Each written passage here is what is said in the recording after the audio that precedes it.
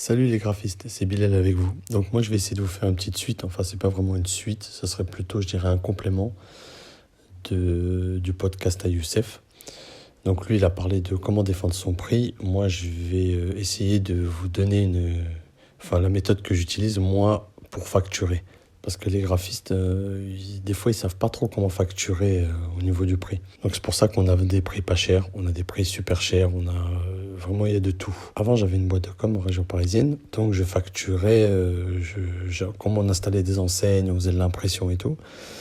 Donc j'achetais un certain prix, je calculais mes charges, tout ça, et j'appliquais un coefficient et je vendais à tel prix. Je faisais pareil pour la partie graphique, c'est-à-dire je donnais un prix fixe. Quand j'ai vendu la boîte de com, après je me suis mis en freelance. Et en freelance, par contre, j'ai complètement changé ma façon de calculer. Je tout ramené au taux horaire. J'ai préféré tout calculer à l'heure. Et je me suis dit que c'était vraiment la méthode la plus juste. Et en fait, le gros avantage du fait de calculer à l'heure, c'est que vous savez à tout moment si vous êtes rentable ou pas. Parce qu'en freelance, généralement en freelance, on n'a pas de local, on a moins de charges.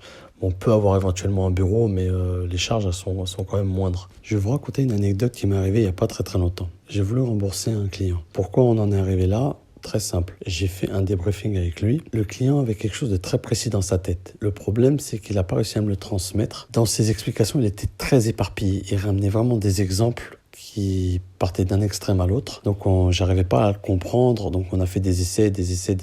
Et à un moment donné, j'ai craqué. Il était très pointilleux. Il y avait vraiment, c'était au millimètre près, plein de modifs. Je lui ai expliqué clairement. Je lui ai dit, écoute, moi, je calcule à l'heure. Et là, je ne suis plus du tout rentable. Comme dit le dicton, le temps, c'est de l'argent. Et lorsqu'on est entrepreneur, ce dicton prend toute son ampleur. Après discussion, finalement, l'histoire s'est bien terminée. Je lui ai expliqué que je ne m'y retrouvais plus, tout simplement, dans mes calculs, dans mes comptes. Donc lui, étant lui-même entrepreneur, il a compris. Il m'a dit, oui, c'est vrai, tu as raison. Et on a pu continuer, on a réévalué le produit. Et finalement, on était tous les deux très satisfaits du résultat. Je vais essayer de vous donner quelques conseils que moi j'utilise pour gagner du temps. Le premier conseil, c'est d'éviter le hors-sujet. C'est-à-dire de faire un bon débriefing avec le client et d'essayer de bien comprendre sa demande. Vraiment, c'est super important parce que le hors-sujet, c'est vraiment pas rentable du tout parce que vous allez passer du temps sur un truc et au final, vous êtes à côté. Donc, ça sera pas validé et vous êtes obligé de repartir à zéro. Au moins, lorsqu'on se comprend bien avec le client, la base,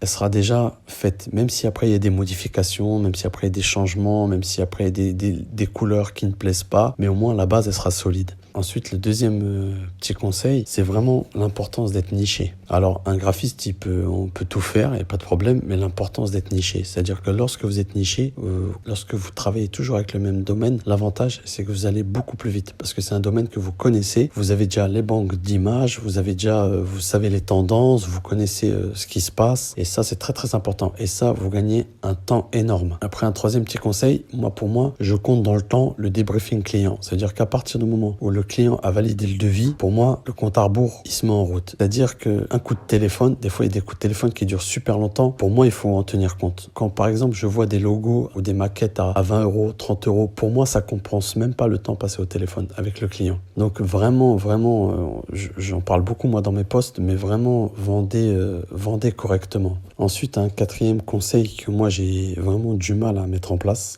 après, c'est mon caractère, le nombre de modifs. Pas mal de graphistes mettent un nombre de modifications à ne pas dépasser. Ensuite, un cinquième conseil. Bon, celui-là, c'est pas vraiment un conseil, c'est vraiment quelque chose sur le long terme. Moi, j'ai mis en place des forfaits modifs. Il se peut que le client, il vous demande, on va partir sur l'exemple, il vous demande de faire un flyers. Un mois plus tard, il veut garder exactement la même maquette, mais il veut juste changer un prix ou un numéro de téléphone. En soi, c'est quelque chose de pas compliqué, c'est très rapide. Mais lorsque vous avez pas mal de clients, toutes ces petites modifs qui se paraissent bénignes, une fois cumulées, ça prend du temps. Et elles peuvent venir parasiter un dossier plus important. Voilà, j'espère que ces petits conseils vous auront été utiles. S'il y a d'autres personnes qui ont d'autres façons de calculer ou d'autres petites astuces ou d'autres anecdotes à nous faire partager pour qu'on évolue tous ensemble, n'hésitez pas à nous contacter ou même à poster en commentaire.